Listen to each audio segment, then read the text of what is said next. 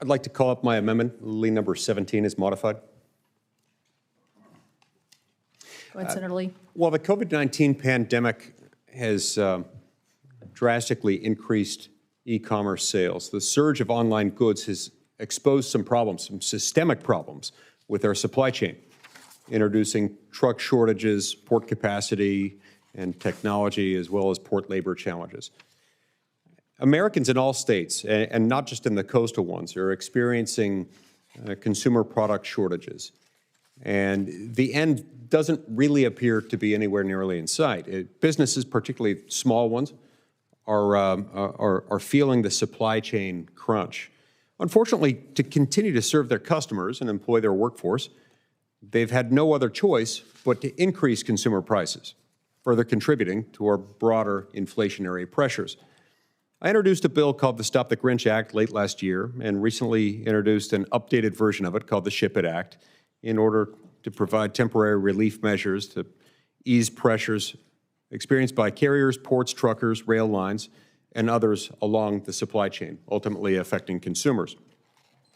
I appreciate the Chair's willingness and that of Senator Wicker to work with me to incorporate some of these reforms into the bill, which we've done. But I think we can still do more, and that's why I'm offering this amendment today. Lee Amendment 17 is modified, which would provide additional space for the overflow storage of cargo containers.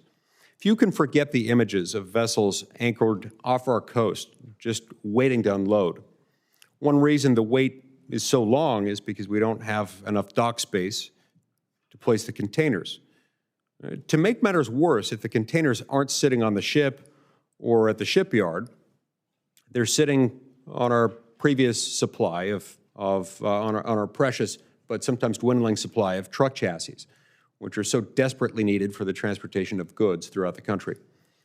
So my amendment requires that the GSA, the Secretaries of Agriculture, Interior, Transportation, and Defense jointly consult major stakeholders in our supply chain, ocean carriers, ports, railroads, and truckers, to identify and temporarily designate plots of federal land that we can use to store empty containers for no more than a year.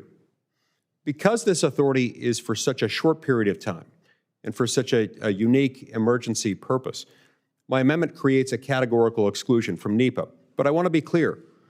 The locations of these lands are in the discretion of the agency heads and consistent with the Council on Environmental Quality's NEPA regulations, meaning that if a designation is determined to have extraordinary circumstances that warrant the preparation of environmental documents, then the agency head must do so, not only may, but must do so in accordance with NEPA.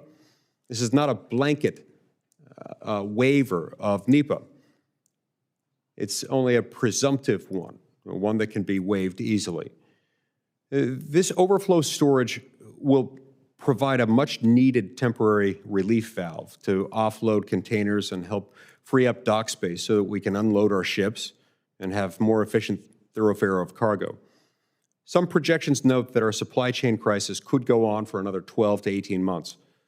Congress really should act now. It must act now to provide common sense measures like that found in my amendment. Lee Amendment 17 is modified to help mitigate the worst of our supply chain crisis for the benefit of all Americans. I'm proud to have the support of the Association of Port Authorities on this amendment, and I ask for the support of each of my colleagues, and I'd like a roll call vote on this.